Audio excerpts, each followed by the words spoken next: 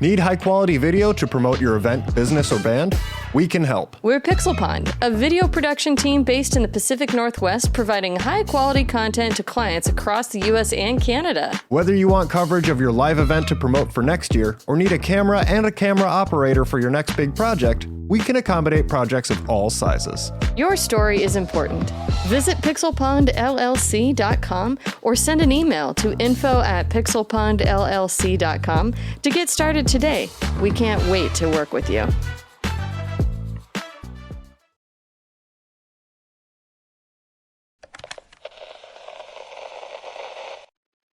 Parental warning. The following podcast is rated T for teen. Please podcast responsibly. Coming up on Gamers Week podcast, Reggie Fils-Aimé has opened up about the time an Amazon executive gave him a phone call and asked Nintendo to do something illegal during the era of the Nintendo DS. Essentially, what Amazon wanted is they wanted an obscene amount of support, financial support, so they can have the lowest price and beat Walmart, said Fils-Aimé. I want to know how he pitched this to Reggie as something you should do to help me, other than just calling him up. Because apparently, if you're a CEO, everybody has each other's phone numbers, I guess. And then just call him up and say, do this favor for me because I said. Is that what you get as soon as you become a CEO? Is you get an iPhone that's preloaded with all the other CEOs' like phone numbers and stuff like that? Yeah, before it was a Rolodex. Hey Siri, call Bill Gates. You'll need to unlock your iPhone first. Oh, that's how you call Bill Gates. Oh, it's gonna do it.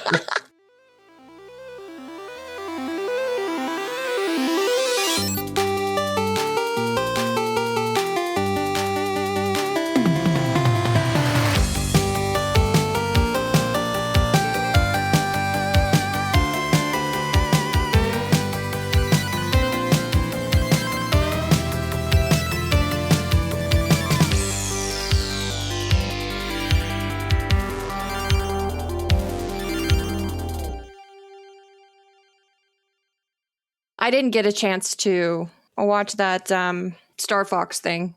What Star Fox thing? They confirmed a new Star Fox game, remake of 64 today. Oh, okay. Which is the best Star Fox game. I'll fully admit that. Are you ready for the next era of Slippy Toad? I mean, whatever. June 2020. Jesus. He's a piece of shit, but... It's next month? Cloud, help me! Cover me while I fine-tune my sensors, while I don't do shit. Cover me while I... Could you sit back here and not do anything? Cover me while I f*** your mom. Oh. Like, how do you want me to cover you? With what? All right. Are we ready to do this? I'm ready. I'm ready. I got a backup going, so I'm all ready to go. Oh, shit. Yep. Thank you for reminding me. Aha! See, it's steel sharpens steel, my friend. Right. You think that's what we've got going on here? Mm-hmm. Steel, sharpening steel. Play-Doh, plastic, whatever.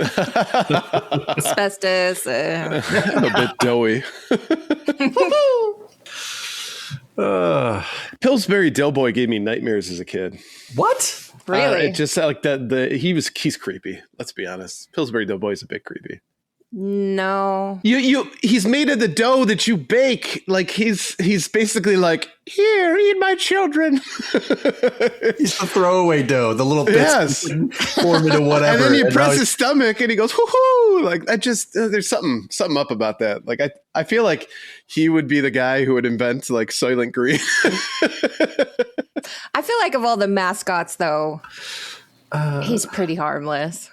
So like who, like, I mean, original Ronald McDonald? Original Ronald McDonald will it was nightmare fuel. eat your eyeballs straight out of your head. But and actually OG Grimace. Have you ever seen OG Grimace? pretty much everything OG McDonald's was made while someone was on ketamine. Yeah, met at Mayor McCheese, like, you my fucking head. I think I would rather have the Pillsbury Doughboy coming out of the closet late at night. Because then, I could just, I'm faster than him. I'm taller than him. I can just step on him and squish and feel him between my toes and just go, while OG Ronald McDonald coming out with like a cigarette, like looking out of the closet. It's like, hey, you asleep yet? No. Nope, and never again. And on that note, welcome to Gamers Week Podcast. Like the name says, we analyze the best, worst, and weirdest headlines of the past week in the video game industry. This is episode 211, and today is Wednesday, May 6th, 2026. My name is donniegretro, and I will be your host this evening, but as you can see, I am not alone. I have with me my two wonderful co-hosts. My first co-host is a woman who enjoys a good GIMP. A GIMP that listens and obeys. One you can bare your soul to. And one you can slap, kick, and whip if the day calls for it. Ladies and gentlemen, please welcome in Writer's View, a.k.a. Blue Williams. Blue, how are you this evening? I'm fine, thank you. Yeah, when you were growing up and it was like... I didn't see this coming. Growing up with kids, okay. Go ahead. So you know those dolls, they were like my buddy and my kid sister? Kid sister. I had one that was like my GIMP. In the black PVC, just with the collar at least, you're dragging them around all over the place. Such a good boy. Your mom opens your bedroom door like, what are you doing? He hasn't said the safe word yet, Mom. Pull a string and it's like, what, 12 different safe words? Click, click. Place, click, click. Place. And my second co-host is a man whose bush is hairier than Snuffleupagus' face. And if you get that reference, guess what? You're old. Ladies and gentlemen, welcome, Mr. Ryan Payne, a.k.a. retrogamebrews. Ryan, how are we this evening? I'm good. You can call me the gardener. I bet Oh, God. it actually did look like Snuffleupagus down there. With Right, because of that. Yeah. And the hair, yeah. Yeah. Everybody's very supportive of your kink. It's really quite touching. Remember smoking candy cigarettes behind the bleachers at your younger siblings' t-ball game? If so, you probably have back pain now. Your comfort deserves to evolve with you. That's why Blacklight is not just creating a gaming chair, they're building a movement for healthier, freer, and more inspired play, work, and creation. For listeners of the show, Blacklight is offering a 15% discount using coupon code GWP26. Visit blacklight.com/GamersWeek Podcast or follow the link in the show notes. Follow the link. You're a lunk. Follow the link. Let's go ahead and jump into the reviews, reactions, and requests. James Anthony Otteson says, for the Sonic urn mentioned around the 41-minute mark of episode 210, I think a person's ashes should be put into metal rings in the urn so that when a fluffy friend, cat, dog, bunny, etc., eventually knocks it over, who's going to clean all this shit up? And then the cat has found a new litter box. Yeah, sorry, Dad. Yeah. I'm Not Dangerous says, the convenience store near my junior high had a Mortal Kombat arcade machine and others. We'd hang out there gaming and smoking after school before the football game. I'm Scorp, the other dude is Sub-Zero. I jump over him. He's confused and doesn't know which character is him. That's how I learned he was colorblind. Yeah, that was a crazy story. Right? I think that would be the only... Actually, no, because if you're playing Ryu or Ken... or even one of the alternate. Yeah, if you're both playing the same character in Street Fighter, it's the same thing. Just different color palettes. Oh, man, that would be... I mean, I know one of our patrons is colorblind, so I would love to hear what his experience was with that, because you're right. Palette swap doesn't matter if you can't tell what the colors are. And last but not least, Dragoon Arc says, I bet Victoria knows Donnie G's secret. The G stands for G-string. I'm not sure where this is coming from. I don't wear sexy underwear. Oh, you sure? Because we opened the podcast last week. Snacks was in the chat, and you were saying that we were discussing something incredibly secret that he couldn't know. And I said, I don't think your underwear is a secret. But Victoria knows your secret. There has to be some mystery about me, okay? I don't want people knowing what kind of undergarments that I wear, the floss that I constantly have to keep moving my butt cheeks to scratch my butt, you know? But we do know now. We know it's a G-string now. Damn it! Can we sell those on Teespring or TeePublic? You know, like Donnie G-strings? G-strings. Yeah. No. Like with that emoji that we have of Donnie's face. With the tongue, yeah. With that on the front, yes. Yes. It would be too slim to fit on the back. No, the whole thing. I'd totally buy one. All right, people. We started a giveaway. This is something I mentioned last week, and this is something that I wanted to do both in our Discord and for you people that actually come in and patronize us every single Wednesday and hang out with us. I feel very patronized. Don't you patronize me. We are doing a giveaway that's going to end in basically about an hour and 30 minutes. So right around the time that we're getting ready to wrap up the show, one lucky person in the chat will get to choose from these 3 games: Mouse PI for Hire, Vampire Crawlers, or He-Man Dragon of Destruction. So your choice of game, your choice of system. So yeah, go ahead and do the whole entry thing, and it will pick a winner at the end. And good luck to everybody. So just our way of giving back to you guys. Now let's go ahead and jump into our patron shoutouts. All right, well, we couldn't do what we do without the help of our gorgeous patrons. Here are the generous folks supporting Gamers Week on Patreon. Absolutely the best podcast, A Work in Progress, Funyuns, the Spotify Comment Daddy, Bobson Dugnut, Blues Little Sis, Perler Daddy, Retro Gaming Dev, Retro Blast Pat, B&T Zilla Guy. If he was Fat Cavill and is now Sexy Cavill, there is a time that he was known as Slightly Pudget Cavill. Seven Castle Forest, Crunchy Kong, Audie, the strongest man in the world.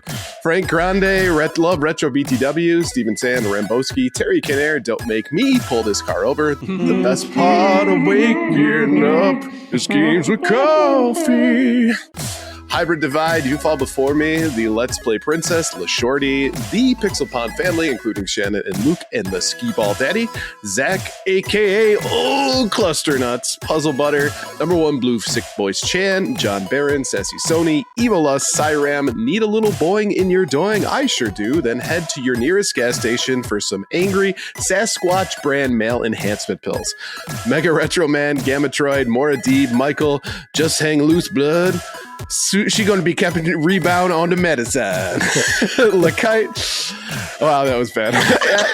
Emo S, Bill Tucker, you know the beeps, the sweeps, and the creeps. Poop cakes. I hate it when my Schwartz gets twisted. Pickle pepper and ducks with thick size.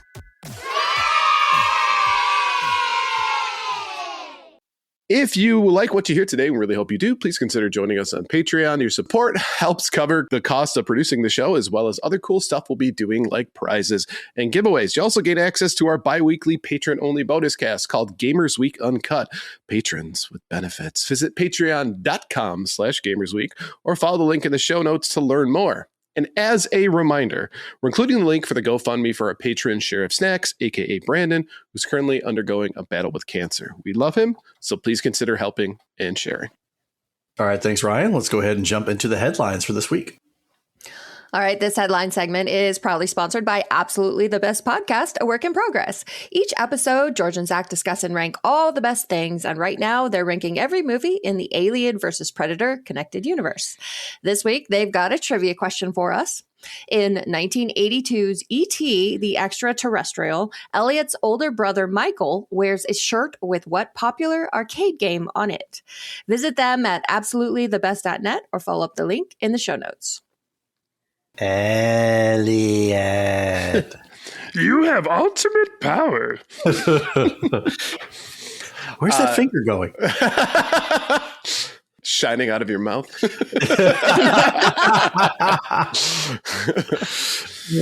I know this one because I think if you didn't recognize the subtle nod to video gaming and the fact that it is very topical, shame on you. I know this one as well.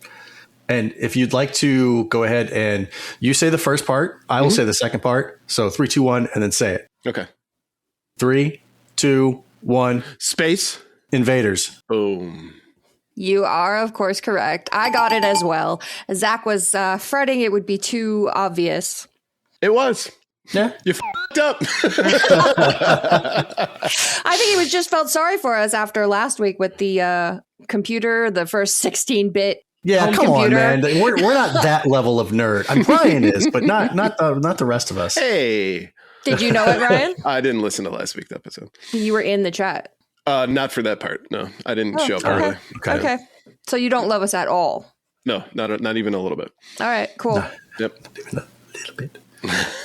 Frank says all Patreons, all Patrons? All Patrons. All Patrons should change their name to the best part of waking up is games with coffee. So whenever reading Except Blue, we'll sing every name. I don't hate this. You would if you had to sing them all. I mean, it'll take a while, but I will be highly entertained watching one of you. Well, Donnie, I take it. All right, let's go ahead and jump into this week's headlines. GameStop has announced it has made a $55.5 billion offer to buy eBay at $125 per share in cash and stock. CEO Ryan Cohen, who would become CEO of the combined company should the deal go through, told the Wall Street Journal he wants to make eBay a legit competitor to Amazon as he bids to grow his business beyond games and merchandise and hit a $35 billion payout in the process. But for anyone paying attention here, the math is just not mathing. Adding up GameStop's market capitalization, cash, and expected, but not yet secured financing from TD Securities, the company can seemingly come up with $40 billion, given a best-case scenario for every detail moving forward. But that is $16 billion less than the $56 billion offer.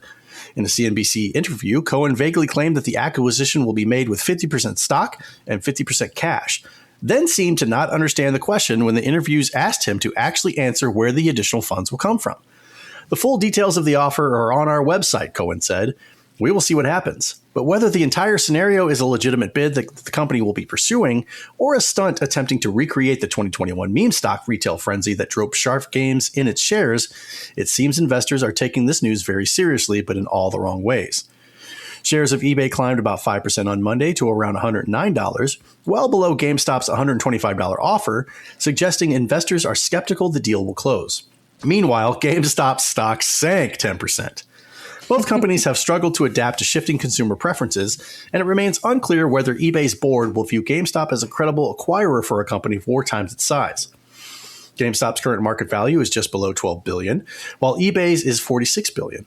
In an interview with the Wall Street Journal, Cohen said that if eBay turns their offer down, he will go directly to shareholders. There is nobody who is more qualified based on my experience to run the eBay business, Cohen insisted. My sources say there's nobody more qualified. It's me. I'm the sources. I gotta say, this is one of the weirdest dudes I've ever seen in my life. That interview was so cringe. Oh, it was awful. Obvious he did not want to be there and did not care. His name is Ryan, but I will say, as a member of the official Ryan meetup, we do not own this Ryan, right? I have a suspicion that he actually might be a Brian, right? And just changed it, right? Because everybody knows that Brian suck, except for BNT's other guy. He's awesome. But like every other Brian really sucks. So I'm assuming he's actually a Brian, but with a Y. Brian with a Y. Yeah. Legit. That sounds like hardcore evidence. Yeah.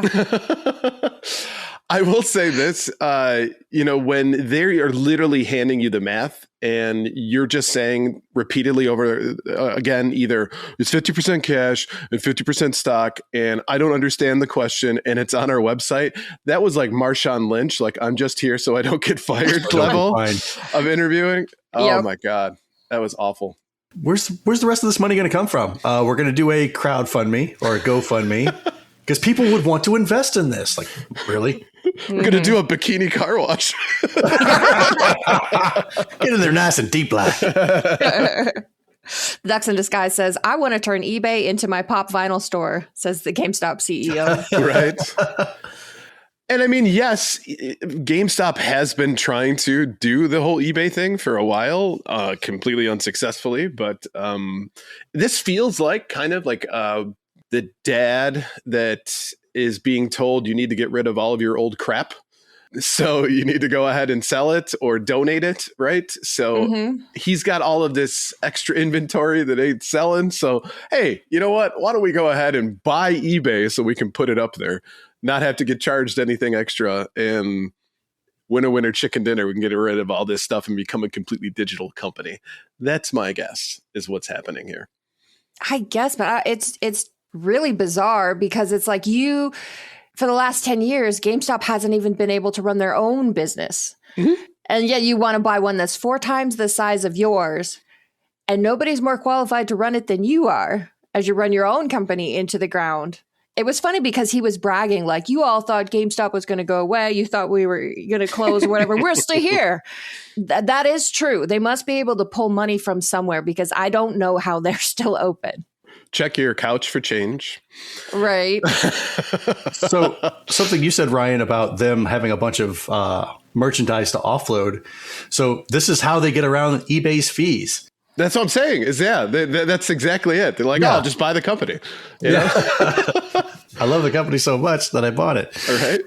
Yeah, I don't get it. I mean, I understand the ambition, thinking that you could like handle this business, but you want eBay to be Amazon? There are so many fraudsters and scamsters on eBay that it's really not worth using that much anymore. And as a seller, I sell cards, right? I sell baseball, football, basketball cards for my collections and all that stuff. And, you know, I have stuff that's gotten lost.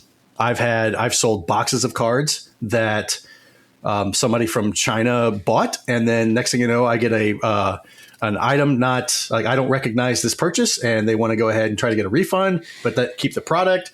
I don't think it's a good investment for GameStop to go and buy eBay. If they want to put the nail in the coffin, go right ahead. And I will say this, it's not a good investment for GameStop is their whole entire business model, at least for the last 10 years. Yeah. No, Crypto touche. crap and give us all of your random stuff from your house, including adult toys. Trade it all in, right? Give us your garbage. Also, NFT marketplace. That was a totally awesome idea. But this also does remind me that if you're trying to buy something that's 4 times the size of you, it's almost like every 4 really wants to bag a 10 in real life. This is their opportunity. Fair. You miss 100% of the shots you don't take. Exactly. But I also I can't get over the suspicion that they don't really mean this. They don't really want to do it. They're just trying to bump up their stock like they did before. Yeah. It's just hilarious that it really, really, really didn't work. So what happens though if eBay's, like, yeah, we accept. And they're like, wait, what? Yeah, come on, you give us our money. And they're like, will you take a check? Don't cash. Those are IOUs. I mean, kind of Twitter did the same thing, right? When Elon Musk bought it, it was like, all right, give us the money. Yeah. And we'll call your bluff. Yeah. Right. Unfortunately, he figured it out, and he ran that platform into the ground. So I can really see GameStop doing the same exact thing with eBay. Seeing a pattern here. Mm-hmm. Yeah. I wonder though if GameStop did buy eBay. Right now, eBay does not allow the sale of digital items. Interesting. Would that change with GameStop? Oh, 100%. Yeah. GameStop has no morals and no standards. They'll sell you anything. And to Duck's point, they're going to try to upsell you with an eBay Power Player card. Get no fees for 6 months. Right. Yes, that's a joke, but I don't see that not being a thing. I feel like there would be like an eBay Plus subscription you could sign up for. Yeah. Right. And it'll probably be like, all right, eBay Plus, not only do you get to bid on something 30 minutes before everybody else, right, but you potentially get free shipping or something like that, And so that is their way to generate money rather than making it a fair marketplace in which everybody's got a shot, right? It's the pay-for-play mechanics. God. It doesn't really matter what they do, though, because it's an apples to oranges comparison to Amazon. Like, if that's their real goal is we want to compete with Amazon and get that level of sales. Right. This isn't at all their business model, so you're not going to. You just put a bug in my ear, Ryan, when you said like, oh, with the eBay Plus card, you get to bid on an item 30 minutes before everybody else does. Mm-hmm. That doesn't make that like that won't do anything because then everybody else will get to place a bid, yada, yada, yada. Well, it's like a bid now, but yeah. But what would suck is if with the eBay Plus card, if the auction is under 5 seconds, or even like, let's just say if it's at 1 second or it just ended and you have an eBay Power Plus account.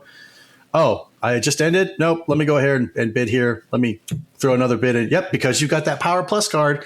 Now auction sniping is only for Power Plus members. Right. It's overtime. And yeah. Yeah. I would hate that. Maybe it'll turn into like those like Deal Dash websites where it's like you you pay for bids, right? Yeah. And oh yeah, I spent $50 on this PS4. Well, you had to also spend hundreds of dollars on all those bids in order to get it. So yeah, that didn't really work. The math didn't math. So it's perfect because apparently we don't know how to do math at GameStop. So well, that you site guys is know still around. that Brian Cohen is just sitting there writing down everything that you're saying. I appreciate that you called him Brian. Mm-hmm. Do you think he listens? I think he's scouring the internet for like, how do I make this work? Does anybody have any ideas how to make this work? He's like, I talked a lot of bullshit, and if they call my bluff, I don't know what to do. Yeah. Chat GPT. How do I get this to work? All right, next up, Sony is expected to pay $7.8 million in PlayStation refunds after a PSN lawsuit settlement gets preliminary approval. A judge for the United States District Court for the Northern District of California recently preliminarily approved payments totaling in $7.85 million to resolve claims related to the Kakuri et al. V. Sony Interactive Entertainment LLC class action lawsuit. The case alleges that Sony violated federal antitrust law and certain state laws, as well as eliminated competition and monopolized the market for Sony digital games, resulting in higher prices for some consumers. As explained on the PSN Digital Games Settlement website, the settlement class eligible for payment includes those who, from April 1st, 2019 to December 31st, 2023, purchased a digital game via the PlayStation Store that was previously available through a game-specific voucher at retail. Those who fit the settlement class definition and have active PSN accounts are automatically included in the settlement class. As detailed in the settlement filing, dated April 8th, 2026, settlement class members will receive compensation in the form of cash value PlayStation Network account credits. The list of games eligible includes more than 100 titles. Popular games shown on the list include titles like the God of War Collection, Killzone Shadow Fall, Until Dawn, The Last of Us, Little Big Planet 3, the Jackbox Party Pack, NBA 2K18, Star Wars Battlefront, Destiny, The Collection, and more. I don't know about you guys, but I can't wait to get my $1.17 in PSN credits. In PSN credits. Yep, that's going to be great. So I have mixed feelings when it comes to class action lawsuits, right? Yeah. I like when a corporation has to pay for something that they've done that has wronged consumers. I love the idea of that. So the fact that Sony, I mean, granted, $7.8 million for Sony is like chump change. So it probably doesn't affect them more than like a day. It's like, right. All right, we can't give out free food at the cafeteria today. But what also happens is that the lawyers that submit these class action lawsuits get like paid 40% of the total payout for it up front. So before they distribute this to anybody else, right, they get 40%. And so obviously there are lawyers out there that are, financing their next Gateman-sized mega yacht doing these class action lawsuits. It's like robbing Peter to pay Paul a little bit, The two things I'm not a huge fan of is, people who are fleecing consumers and also lawyers that are fleecing us. So, yeah, you're right. The $1.08 that I get back in a credit from PlayStation, hooray. That's $1.08 that I didn't have, but still, I don't know. Like I said, I just got mixed feelings about it. I know what you mean. Yeah. I've been a part of many class action lawsuits over the past 20 years, and it seems to only be piling up, especially when it comes to my data being compromised. Right. And yet I get involved in a class action lawsuit, and it's like, oh, here's your free 6 months of credit monitoring, and here's a $10 whatever. So I understand the corporation takes a big hit, but the average person who then, if their data is compromised, they have to spend hundreds, if not thousands, if not tens of thousands of dollars trying to rectify it. Right. And I think at that point, if that's the case, because my data got leaked by you or your company, class action lawsuit is fine, but I should be able to sue you personally for damages. But that's the point of the class action lawsuit, and why a lot of those companies agree for a settlement is because then they can't do double jeopardy on them. Mm-hmm. But you're making a big assumption that the company does take a large hit. Because like Ryan already pointed out, $7.85 million to Sony is absolutely nothing. Yeah. Oh, you want $1? Nothing. Here, it's $1. Right. And so you're right in that we as consumers, we see these things come through the mail all the time. And they always tend to require some action on our part if you want to try to be involved in it. And most of the time, it's not worth it. But at the same time, it's almost like the principle of the thing, because if you just decide, I don't want my share, then the lawyers get to keep more of it and Sony doesn't have to pay out all of it. And it's good to see companies held to a standard for what they've done, but at the same time, the punishment is not fitting of the crime, I guess. Agreed. Yeah. Agreed. But the question is, like, how do you prevent that? And I don't think there is a way as a consumer that you would say, well, let's take this back. Let's be more responsible. Because if, to your point, if you were to boycott it and say, I'm not going to take this money, they're like, cool. Yeah. Yeah. And if you take the money, they're like, whatever. You're like, we were going to give it out anyway. So there's nothing that we can do as consumers to fight back against that. I guess maybe you would bring it up to your local legislator and say, hey, this is bullshit. Yeah, you would have to go through legislation and hope that all the lobbyists wouldn't make sure that your concerns are never heard ever. And your other choice is to live off grid and just never engage with any of these companies ever again. So we have tons of choices. That last part is just sounding more and more attractive every single day. Yeah, it's hard to get online porn though if you're off grid. Go back to analog. I could go on eBay, right, with my eBay Plus subscription and just buy all the Playboys that have ever existed, right? I don't know about secondhand Playboys. Well, I could be. I mean, I could be entertained for weeks with that much. Literal weeks. You'd have to buy the ones that are unopened in the poly bag, the black poly bag. I remember my dad used to get those. No, that was a memory. I hadn't thought about those black bags in a long time. In the mail, I'd come home from school, get the mail, and see one of those things. I'm like, yeah, that's Dad's Playboys. I'll be looking at those later. So in this case, though, they raised prices a little bit, I guess, because of this digital game that people bought that was previously available through a game-specific voucher at retail. I'm not following that. Yeah, I wasn't following that either. I think, as I understand it, is you used to be able to buy vouchers for games from stores. And then they stopped allowing stores to sell the vouchers for the games. And then they raised their own prices to make sure that they got every penny. Oh, okay. A little bit of fleecing. So Ken has fleece money? I can have fleece? Satisfaction says. So are you going to get more back in PlayStation credits than what you overpaid for this game? Doubt it. Yeah. You'll probably get nothing. You won't get the amount available to even buy a game. Yeah, but that's if you only bought one of those games. If you bought multiple of those games, it's again, math don't math, but still you're not going to get the full value for the one game. Yeah. So right. Yeah, it's not like they're going to be like, oh, you bought 20 of them here. Here you go. Here's $200. You're a PlayStation super fan. And last up, Reggie Fils-Aimé has opened up about the time an Amazon executive gave him a phone call and asked Nintendo to do something illegal during the era of the Nintendo DS. The former Nintendo of America president shared the story at a recent lecture at New York University. It was a talk that saw him cover the ups and downs from his time in charge of the Wii and Switch maker, but it's the company's tumultuous relationship with Amazon that may have caught the audience's attention more than anything else. Fils-Aimé remembers the phone call as happening towards the tail end of the Wii and DS generation, or sometime around the late 2000s or early 2010s. His involvement in sales saw him driving a lot of revenue at the same time that Amazon was looking to get more into video games and have the lowest price out in the marketplace. Essentially, what Amazon wanted is they wanted an obscene amount of support, financial support, so they can have the lowest price and beat Walmart, said Fils-Aimé. I literally said to the executive, you know that's illegal. I can't do that. You know, you get silence on the other end and it's like, but this is what I want. Literally, we stopped selling to Amazon and it's because I wasn't going to do something illegal. Although Fils-Aimé wasn't ready to offer the full picture of behind-the-scenes details, we do at least know why the relationship was more strained during his time as president. I wasn't going to do something that would put at risk the relationships we have with our other retailers, he added. But it also set the stage to say, look, you're not going to push me around. This is the way we do business. And so that's how, over time, you build respect.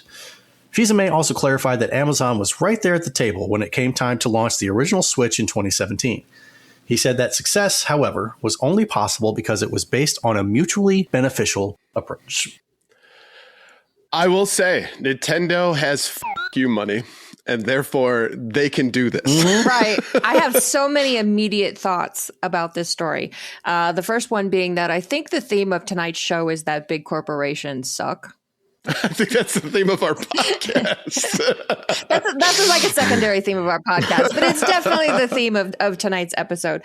The second one is that if you really wanted to, you could go back through and research who was Amazon suits at the time. You could probably come up with a pretty good guess about who actually said this.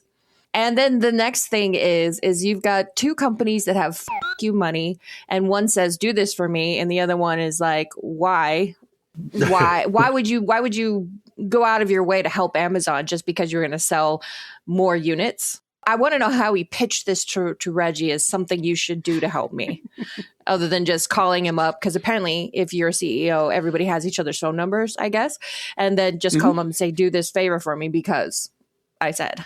Is that what you get as soon as you become a CEO? Is you get an iPhone that's preloaded with all the other CEOs' like phone numbers and stuff like that? Yeah, before it was a Rolodex.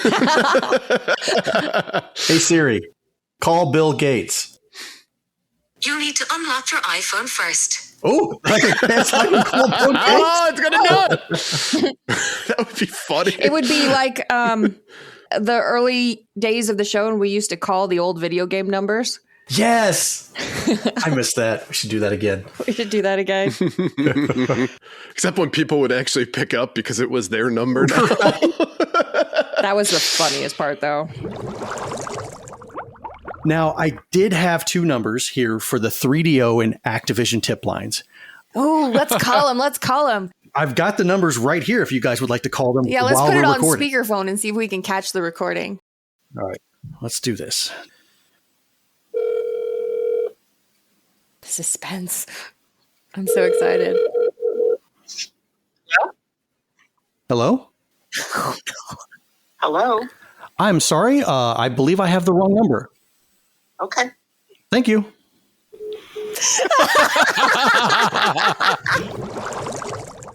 Oh my god. Wasn't it an older lady or something like that? Yeah. She was like, hello. Yeah. I was calling in to figure out how to beat Ganon in Adventures of Link. Goddamn kids. I just love though the hubris of that executive being like, but that's what I want. Right. like what a, teenage response to that. It's like, but that's what I want. It's like, Baruch assault. I want it now. Right. It's like Reggie says, well, that's illegal. And the other guy's like, and? Right. Like, your point, Reggie? Yeah. When you're rich enough, illegal doesn't matter. Right. And I think that's the whole thing here, right? GameStop CEO, 56 million, doesn't really have to answer to it, right? Right. Crappy class action lawsuits, whatever. It's only 7.8 million. So yep. Whatever. Doesn't matter to Sony. So they're all playing with different rules, and it sucks. Yeah. They math by a different math. I mean, I still love Reggie. I miss him. So much charisma, and clearly not willing to do shit that's illegal. So even more kudos to him. I'm so afraid, though, every time I see Reggie in the news. Right. Because yeah. we love him so much. So it feels like it's only a matter of time before he does the rich guy thing and you find out he's actually a horrible person secretly. We all have secrets, and he has kept his hidden for, it is in a titanium bunker, locked up and guarded by stormtroopers who can actually shoot straight. That's nobody's finding out. That's where all of his skeletons are. Yeah. Let's hope it's nothing more incriminating than he also has a pet gimp that he has well trained. Nice. Is your body ready? Is that something you could be? Is there like a gimp to the stars or a gimp to the CEOs that you could be? You know what? I'm going to go on careers at Nintendo. Yes. There you go. No, I need to completely change my LinkedIn profile. Shigeru Miyamoto's gimp. Gimp to Very the stars. subservient. Yep. Yeah. But like Ducks in Disguise says, also the DS was a monster and didn't need a retailer deal to sell units, which was kind of the point I was making is Nintendo knew that they were going to sell a ton of these anyway. Why the hell do they need to bootlick with Amazon? If Amazon wants to undercut Walmart, then you can suck it up and do it yourself. Right. You take the hit. Right. Why should Nintendo take the hit? Once again, I want to know how this Amazon exec pitched this idea because I'm not seeing what was ever in it for Nintendo. Right. And to that end, right, I think it's like the Walmart way of doing business was you don't have as big of a distribution as we do. Right. So you have to sell to us at a loss almost in order to just get up the distribution amount so that potentially people will buy your product at other stores at the actual price that you want to charge. Where Nintendo, they've been in a game for a while. Mm-hmm. They got more liquid cash than like, I think it's like 90% of businesses out there. It's like something like $100 billion of liquid cash last I knew. So yeah, they don't play by your rules, man. Now with everything being digital for the most part, I mean, Nintendo could almost have their own store in malls, in in in shopping plazas, right? They could have their own Nintendo store in major metropolitan cities and say, yeah, come on in. We got stock. You want Switch 2? Bam, here you go. You want the hottest game? Here you go. Now you don't have to go to Walmart. You don't have to go to Target. Those are really the only two big box stores left. We don't have a selection of like Venture, Kmart, Grandpa Pigeons, any of those left anymore. It's just the main two, Walmart and Target. Did you say Grandpa Pigeons? I was going to say, age yourself with a store list. Yeah, sorry. Those stores still live rent-free in my mind. It's a happy nostalgia. Babbage's and Circuit City and they live in a place where I want to live. Comp USA. Love Comp USA. Consumer nostalgia. See, Redox says, I like to think about Reggie that he knew when to be done. Just that's enough for Reggie.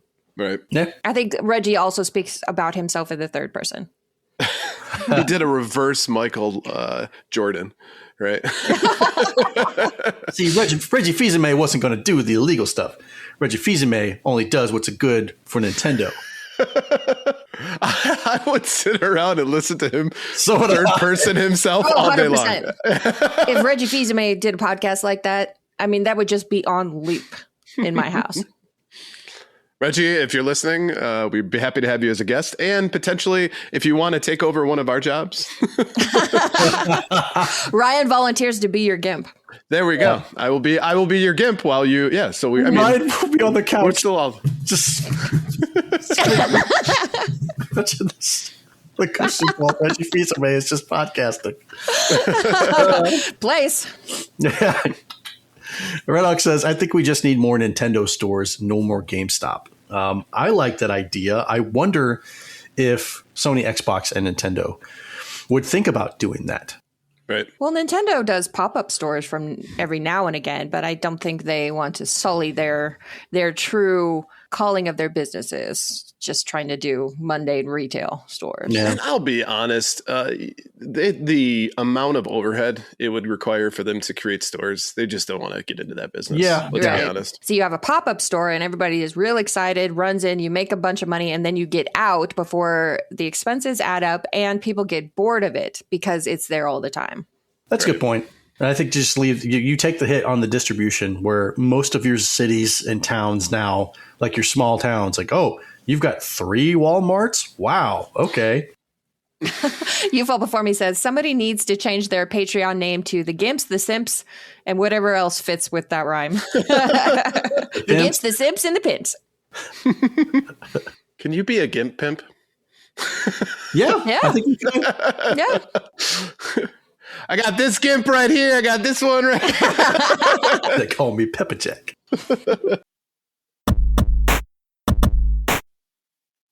All right, let's go ahead and move on to our top 3 new releases for the week. All right, first up is Mixtape on PS5, Xbox Series X and S, Switch 2, and PC. En route to their final party together, a perfectly curated playlist draws three friends into dreamlike reenactments of their formative memories. Players will immerse themselves in teenage wasteland by playing through a mixtape of joyful gameplay, from skateboarding and flying to taking photos after hours at an abandoned theme park, hitting baseballs, and putting on fireworks show from the backseat of a car. It's the greatest hits of teenage experience from the first kiss to the last dance. Next up is Wax Heads. PS5, Xbox Series X and S, Switch, and PC. Waxhead is a cozy punk narrative sim about working in a struggling record store. Chat to quirky customers with unique tastes, explore a handcrafted record collection, fall in love with bands and their drama, or just slack off with your colleagues. Whatever gets everyone's groove back. And last up, Dead as Disco Early Access PC. Martial arts meets video games in Dead as Disco, as neon-drenched beat 'em up where every punch, kick, and combo syncs to the music. Join Charlie Disco on a quest to confront the villainous idols and reunite the band. So, taking a look at these three. Blue, what are you in for? So I guess the question this week is, which music-based indie game are you interested in? Mixtape, Wax Heads, or Dead as Disco? It is interesting, though, as similar as they all sound, they all have really different vibes. Mixtape seems like it would be heavily story-based, has some drama, some humor, that kind of stuff. Wax Heads looks a little bit more like a cozy shop sim, and Dead as Disco looks like a rhythm-based beat 'em up. And so of these three, I suppose they all have their appeal, but the one that I am looking the most at is Dead as Disco. The art style looks like a real Suda 51 kind of Travis Touchdown vibe, but it looks like it would be the most fun to play in that it actually looks like a game that I could get lost in versus sitting there and doing cozy things. So of these three, I'm going for Dead as Disco. Nice. Donnie, what about you? So I saw Wax Heads and immediately I'm just like, nope, nah, it's the retro rewind that had me. That kind of simulator had me, but this one just doesn't, like, I didn't really care too much for the art style or the story or anything like that. So it's like, I'm checked out.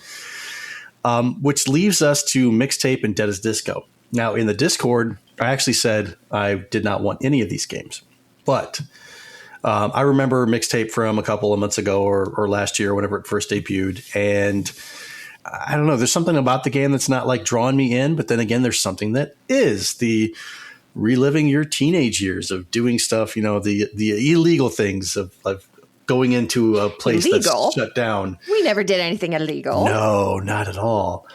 Skateboarding, just doing random teenage shit. You know, I might be able to put on the nostalgia cap and just kind of go back in time and relive some things and have some fun doing it. But I'm not dying to do that. Dead as Disco, getting to have to fight and do the whole fight thing to music. And I remember the first time I think I saw something like that was in Shaun of the Dead when, you know, don't stop us now. And they're just like sitting there whacking on those zombies and all that stuff. And, you know, I can kind of get into that. I can see if my kicks and my punches match the beat of the music that's going on there. And one of the interesting things about this game is that it is streamer friendly music. So I guess it's other people's renditions of these songs that they have offered up the rights for it. So, I mean, obviously you can't go and play Motley Crue's Kickstart My Heart, but you can play this other band's rendition of it. I think it could be a little bit neat, but I'm not dying to run out and play any of these games. That's fair. What about you, Ryan? So this one's interesting.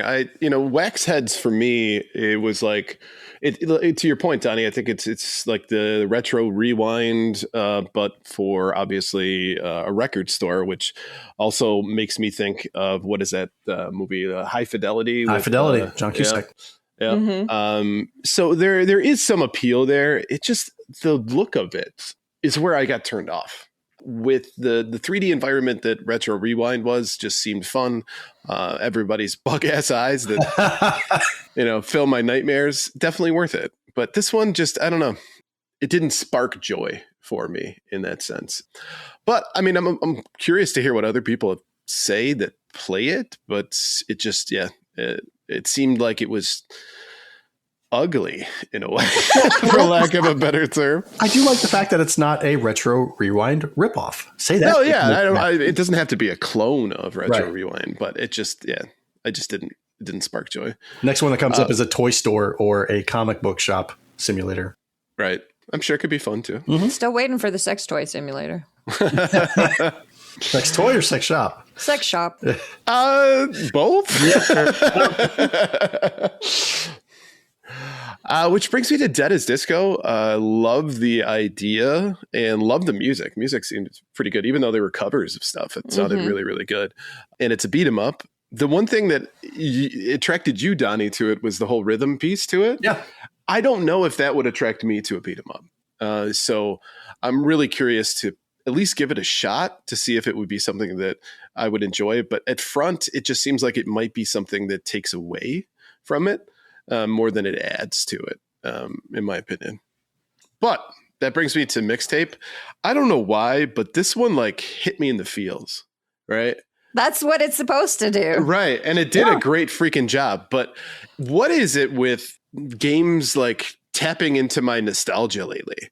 Somebody knows that nostalgia sells and it's doing a great job. And I think maybe it was like when Stranger Things came out and everybody was just like, the 80s, woo, you know? And so everybody wants to do the 80s thing now. And I'm here for it. I don't hate that idea, you know? I would love to kind of jump back in and experience teenage life again. That was fun. That was a great time in my life. So I think mixtape might be something I can really get into. So I'm going to probably pick it up for PS5. Give it a shot. Mixtape all the way. All right. Well, we asked the patrons what they would be interested in. 18% of people voted for Waxheads and Dead as Disco. The winner was Mixtape with 32% of votes, but also 32% of people voted I'd rather stub my pinky toe every day for eternity. Ooh. Eternity? Damn. I think we have a lot of masochists in our Discord. I'm trying to come up with more inventive things that are negative. Do you at least get to alternate pinky toes, or it has to be the same one? Oh, it's the same one. Same one. Oh my God. Yeah. And the reason I came up with that was because I had stubbed my pinky toe earlier. D says that wasn't obvious from previous conversations. Fair enough. Touche. All right, before we move on, let's take a quick break to talk about our sponsor. This segment is proudly sponsored by the Retro Game Club podcast. It's a fantastic, family-friendly retro gaming podcast. In each episode, Rob and a guest pick 2 games to play and discuss, as well as news, interviews, and other topics. This week, they want to know, what retro console would you like to see Analog tackle next? Visit them at retrogameclub.net or follow the link in the show notes. One of the things with Analog is that it's turning consoles that don't have HDMI access into an HDMI machine, right? So like you wouldn't want to pick one that like, I think the Dreamcast had a adapter that you could do for, at least for S-Video or maybe HDMI. I don't know. If that was not the case, Dreamcast all the way, right? I think Dreamcast needs a resurgence, if you will. But if you're talking about maybe older consoles, did they come out with one for PC Engine / TurboGrafx 16? That's a good question. I'm not sure. That is a good question. If they have not yet, I would say like Turbo CD, TurboGrafx 16, or any maybe even PC Engine. I think that would be kind of cool. It's very niche, and I would love to see it get a little bit more love as far as games go. So they have done the TurboGrafx 16. Okay, they have. The Analog Duo, which is 2023. Gotcha. Okay. Well, then I guess my vote is for Dreamcast then. I would go all in for them. Ducks in Disguise in the chat is saying the PS1, and I think I would probably be on board with a PS1 analog remix as well. You're telling me you don't want to use your plug-and-play PS1? I don't have a plug-and-play PS1.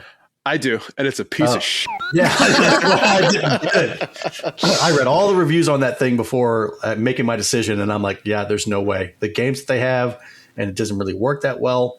I think I've got 3 or 4 of those mini retro consoles, and yeah, I'd rather have just like I'd rather spend $300 on an upgraded PS1.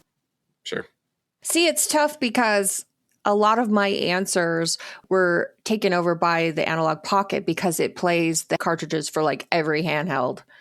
So I think what we actually really need from analog is a Tiger Electronic console Oh, no, come on. with all the games. Every single one of them loaded in. They do have emulators for those. See? Really? You could, yeah, they do. Second place would have Even been... our zone games, they have emulators for. Second place would be the Nokia N-Gage. That console has some decent games in it, including like a Resident Evil game that you could play. I mean, granted, on a screen that's this big. But, and then like the whole thing of if you want to change out games, you got to take the fucking battery out. Like, I just would love to have been in that engineering conversation. Like, Right. well, what are we going to do? Like, all right, well, No, imagine what the console could be with good ideas. Right. It's like the Chrysler Sebring. In order to change the battery, you had to take the front tire off. Is that right? Yeah. My brother had one of those. It's so tough. So the Analog Pocket could play all of the Game Boy cartridges? Game Boy Color. It could also play Game Gear and Lynx Gear, you don't games. say. Yeah, So many Lynx games I want to play. I know. But Yeah. the point being is you can if you want to. Oh, they actually do have the Analog Pocket restocked I for saw. $239. I have one though. Even though we're money no object, I would buy one in every single color. But Yeah. Well, there's only black and white. I have a glow in the dark one. So mm-hmm. What would it take to pry that from your hands? They'd have to be dead and cold. We can talk later.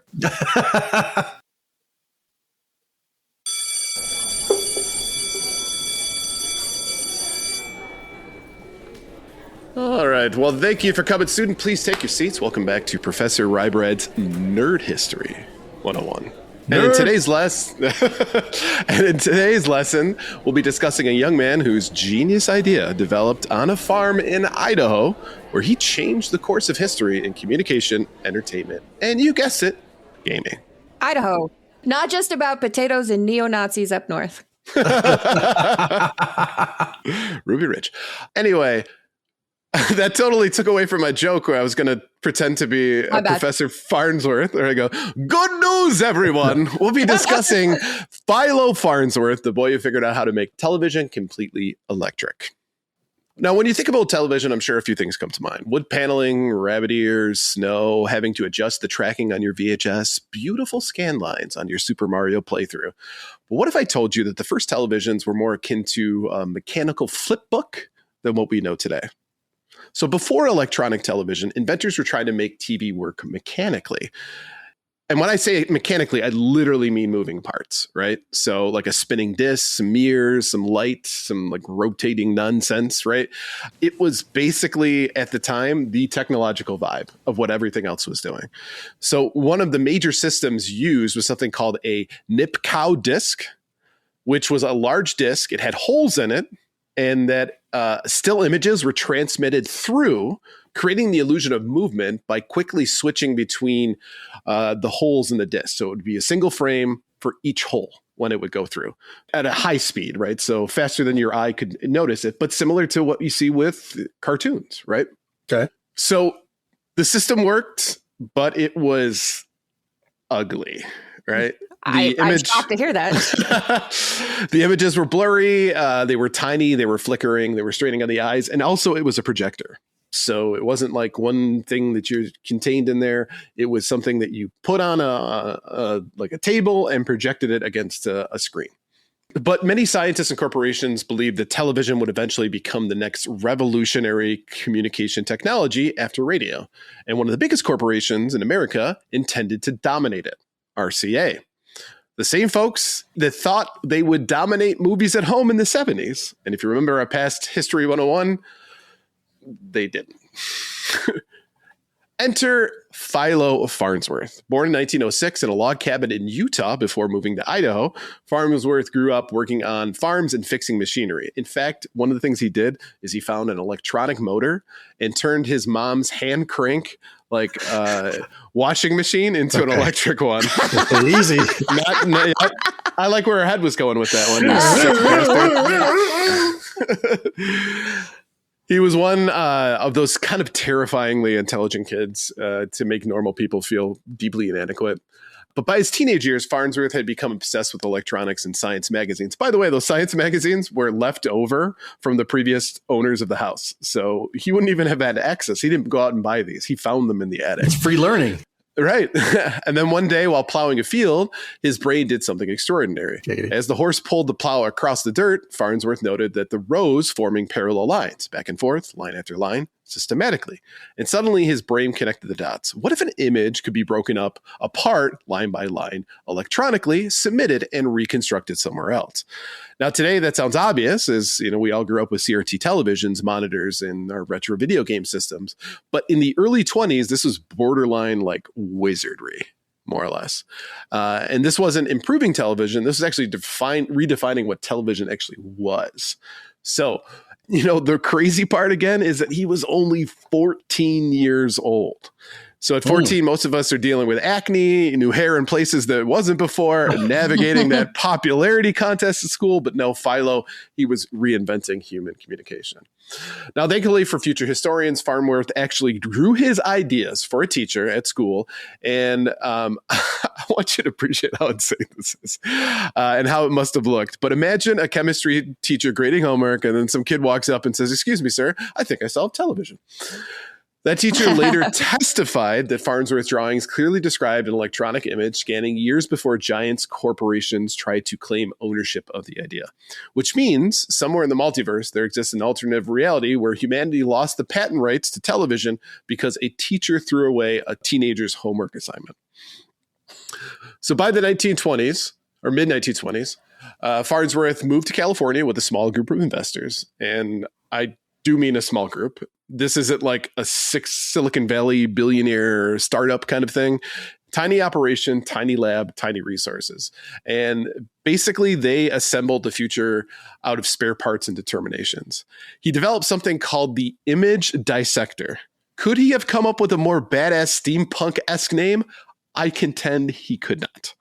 This device was revolutionary, converted visual images into electronic signals without mechanical moving parts. That was the breakthrough. Television no longer needed spinning discs or really rotating machinery. Purely electronic television had arrived, and on September 7th, 1927, Farnsworth successfully transmitted the first electronic television image. This test proved the concept worked. Soon, Farnsworth could transmit shapes, objects, and eventually live human images. One of the first people televised was reportedly his wife, Pem, which is very cool and wholesome. And I doubt that he could ever outdo this as an anniversary gift for the rest of his life. Rookie mistake. Unfortunately, at this point, the giant corporations smelled blood in the water. RCA had been trying to solve electronic televisions themselves, and this legendary executive, David Sarnoff, understood television would someday become worth billions. An RCA employee, brilliant engineer Vladimir Zworykin, they sent him to develop television systems. Zworykin actually visited Farnsworth Lab and saw the technology working firsthand. Soon after, RCA began pursuing technology, and Farnsworth believed that the corporation was trying to overpower his patents, which became one of the nastiest intellectual property wars in early tech history. Corporations never do that. Never, right? No. Now, this wasn't a fair fight. Farnsworth was a young inventor. RCA was a huge empire. Imagine suing Comcast while armed with optimism and a pencil sketch from high school. But then history pulled one of the greatest Uno reverse cards ever recorded. Remember those drawings Farnsworth had made as a teacher? His teacher testified in court that Farnsworth had absolutely described the concept years earlier and that the school sketch became critical evidence. Against all odds, Farnsworth won major patent victories. The farm kid defeated one of the largest corporations in America, which honestly feels like the ending of like Rudy, or a movie where nobody believes it's going to be true and it works out. I will say, though, it didn't really work out that way completely for him. Eventually, RCA and a few others were able to circumvent his patents. And I'll be honest with you, Farnsworth wasn't the most business savvy person. It's one thing to invent it, but profiting from it, that's a completely different skill. So while television exploded in the 40s and 50s, unfortunately, that also meant that for Farnsworth, he had to continue up with the patent. He had to continue to push things. I mean, he created his own company. His company was eventually bought out in the 50s by another company. So he got royalties from it. He made money off of this, but he clearly wasn't the one who was making the big bucks for it, right? So for him too, one of the things that was super disappointing is that he envisioned that television was going to be about education and communication, and eventually it just turned into advertising and crappy television sitcoms, right? So he ended up kind of loathing the fact that he helped create this. And I will say he was probably the first person in television history to say, there's nothing good on TV. Eventually lost interest in it, ended up turning to alcohol, unfortunately, and passed away in the 1970s. His wife actually had to go and fight for a while in order to get royalty rights and get her share as far as the company was concerned. So not the best ending to this, but really an amazing way for a young man to be able to, envision something and then see it come to fruition. And I think that that's truly the inventor's dream. So Philo, we salute you. Thank you for all that you did, because we probably wouldn't be enjoying video games the way we are today if it wasn't for Philo. Well, and taking on a big corporation like that, who knows how deep his pockets went? Probably not a lot. Mm-hmm. And for a corporation, even back then, to kind of put you through litigation and whatnot, that's saying something. For sure. Yeah, I'm sure if it went down today, it probably would have been a different outcome. Oh yeah, 100%. You imagine if he was able to look at TV nowadays and how the Learning Channel actually has Desperate Housewives, or all this other reality TV crap that it's not even worth watching TV anymore. He was super religious as well, so I'm sure there's a lot that he wouldn't like about modern entertainment. Oh yeah. Well, I mean, he can watch the Real Mormon Housewives instead. That would have been his preferred denomination. Yep. Yeah. So Real Amish Housewives. Churn that butter. You see Edna showed me some ankle the other day. Those ladies must have such strong forearms, though. There you go.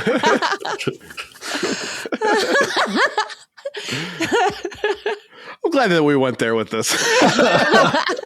This is how you intended it to wrap up. I know it. I want the full butter journey.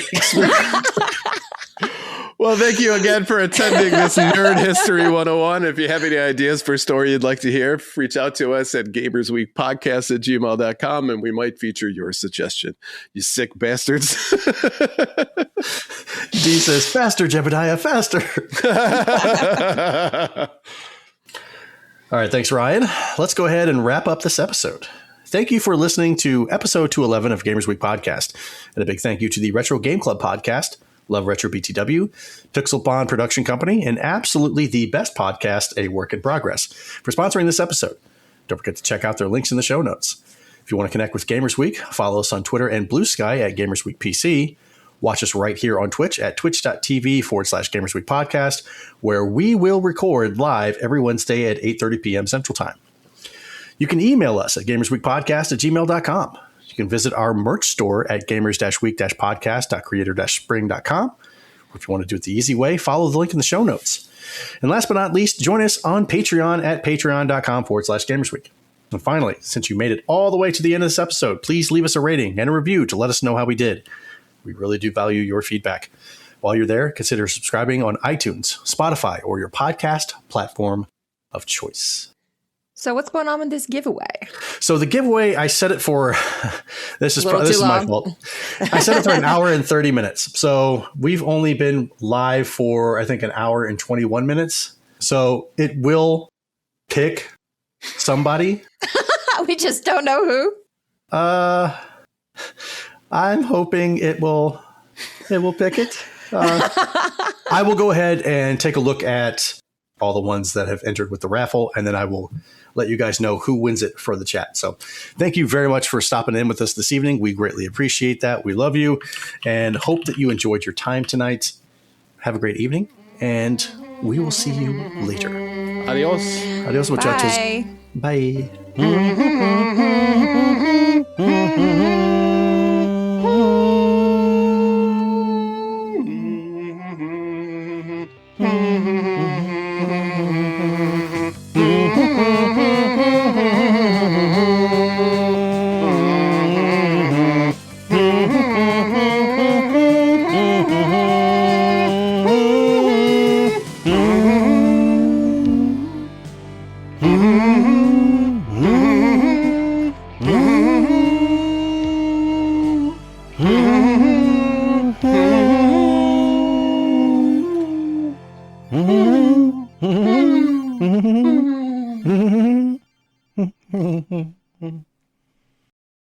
That was my neighbor's answering machine.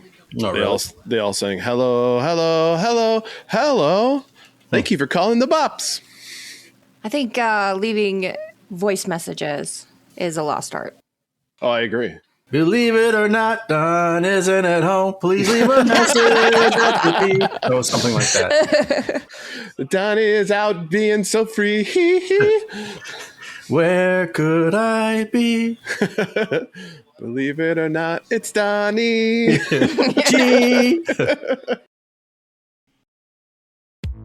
Welcome to Gamers Week Uncut. Welcome to Gamers Week Uncut. Welcome to Gamers Week Uncut, Patrons with Benefits. This is the unscripted, patron-only bonus cast with less editing and more dirty jokes. We don't know where the conversation will go, but we're sure it will be weird. This fish just went right on my nipple, and I'm just like, I Google Street Fighter 6. The first search result that comes up is people think they can see Ryu's in the Street Fighter 6 reveal. Listen up here, kids. You're not going to want to get one of those VDSTDs things, right? Make it fall off. When you go, grab a pro. You'll be doing it for America. that was perfect. If you want to hear weekly episodes of our patron-only bonus cast, join us at patreon.com/gamersweek.